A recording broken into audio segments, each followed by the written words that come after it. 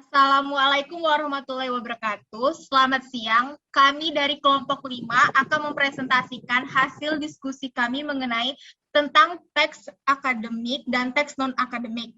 Sebelumnya, saya akan memperkenalkan anggota kelompok dengan saya sendiri sebagai moderator, Putri Anggini Purba. Saya Nikma Indah Putri sebagai menjelaskan pengertian teks akademik dan non-akademik.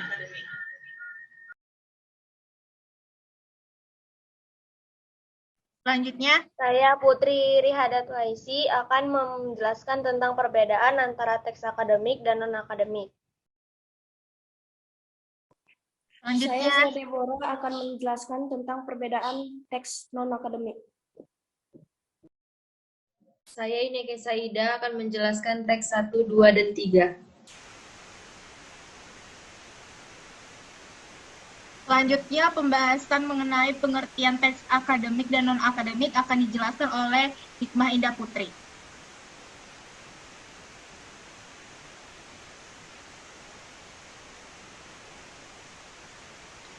Baik, saya di sini akan menjelaskan pengertian teks akademik dan non-akademik.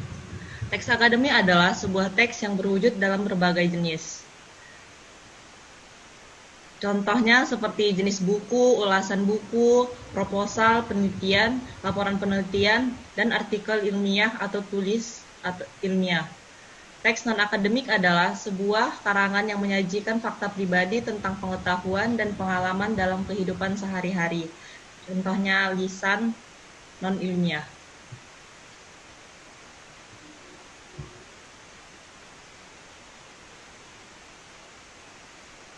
Baik, saya akan melanjutkan tentang pembahasan ciri-ciri teks akademik.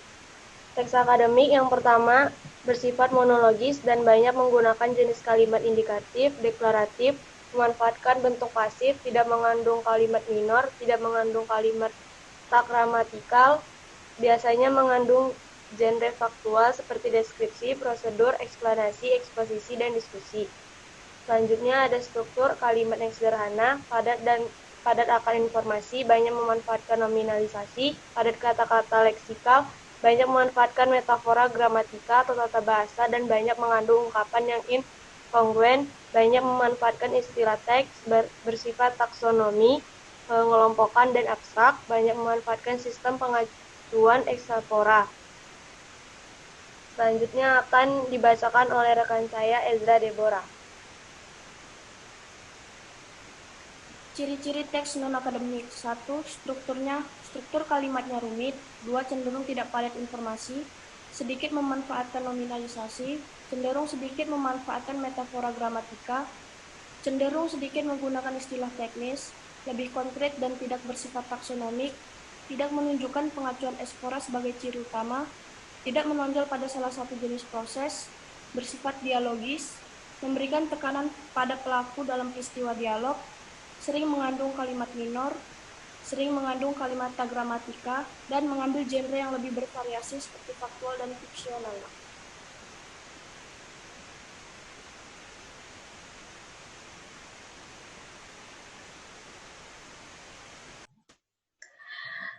Teks pertama merupakan teks non-akademik. Mengapa kami bilang teks non-akademik? Dikarenakan teks 1 menyajikan fakta pribadi, tidak terdapat hasil suatu penelitian, memiliki struktur kalimat yang rumit, tidak padat informasi. Teks 1 merupakan sebuah artikel yang dinamakan artikel termasuk salah satu non-akademik.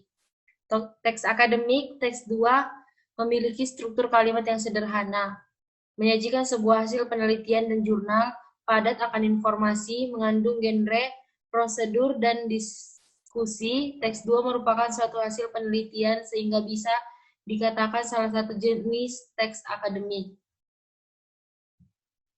Teks 3 non-akademik. Teks 3 memiliki genre fiksional, memiliki sifat dialogis. Teks 3 merupakan salah satu bentuk cerpen, sehingga dapat dikatakan cerpen adalah salah satu jenis teks non-akademik. Adanya tekanan kepada pelaku dialog, tidak padat akan informasi.